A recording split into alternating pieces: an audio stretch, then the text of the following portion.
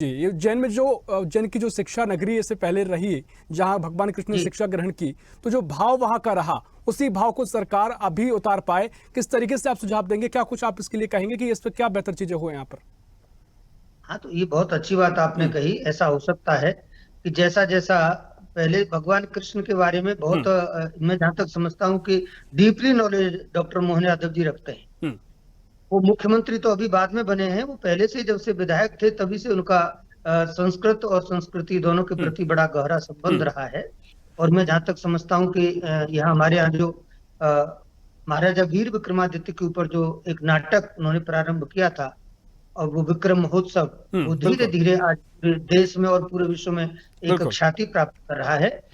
तो मैं जहां तक समझता हूँ भगवान कृष्ण ने जिन जिन भावों में जो जो कार्य किए हैं, वो सारे के सारे अपने आप में स्तुत्य है, उन सबकी एक प्रासंगिकता है।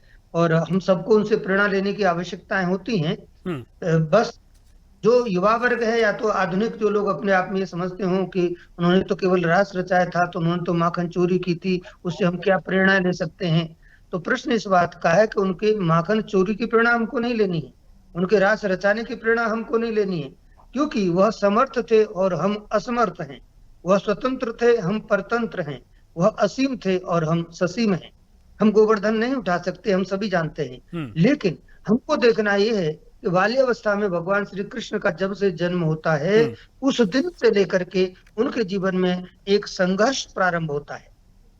क्योंकि जैसे ही जन्म हुआ, तालों के बीच में जन्म होना, जेल के हम्म। अंदर जन्म हम्म। होना, मुझे लगता है कि इस विश्व ब्रह्मांड की ये पहली घटना है। इस प्रकार की घटना कभी नहीं हुई है। बिल्कुल। इस पूरी सृष्टि की हम बात करें, कम से कम वसुंधरा की बात करते हैं, धरती की बात हम्म। करें, तो भगवान कृष्ण का जैसा जीवन है, मुझे लगता है किसी अवतार का ऐसा जीवन नहीं हुआ कि जेल में ही उनका जन्म हुआ हो और आते आते उनको संघर्ष सहन करना पड़ा हो, पिताजी उनको लेकर के और यमुना पार करके आगे बढ़े हों।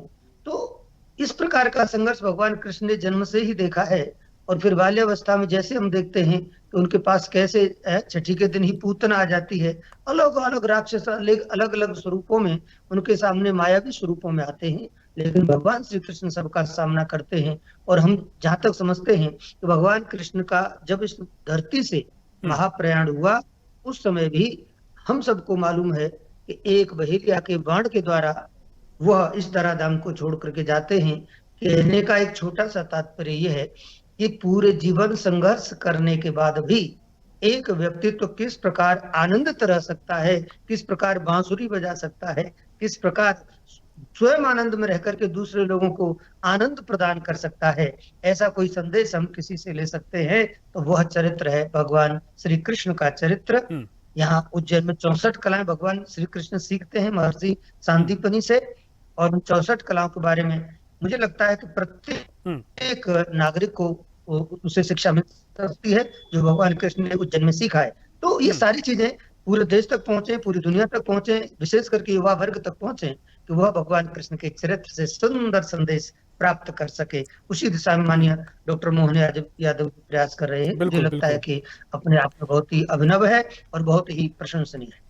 बिल्कुल, यही उनकी शक्ति है कि अवधेश महाराज जी, आप जो एक एक शब्द उनके बारे में बता रहे हैं, और हम सभी बचपन से जी। कथाएं सुनते आए हैं, लेकिन उनके एक एक शब्द में वो शक्ति है जिससे हम महसूस कर सकते हैं। हर शब्द में संदेश है जीवन का, संपूर्ण स्वरूप उनके जी। जीवन में नजर आते हैं, पूर्ण अवतार वो कहे जाते हैं। वाणी जी, मैं आपके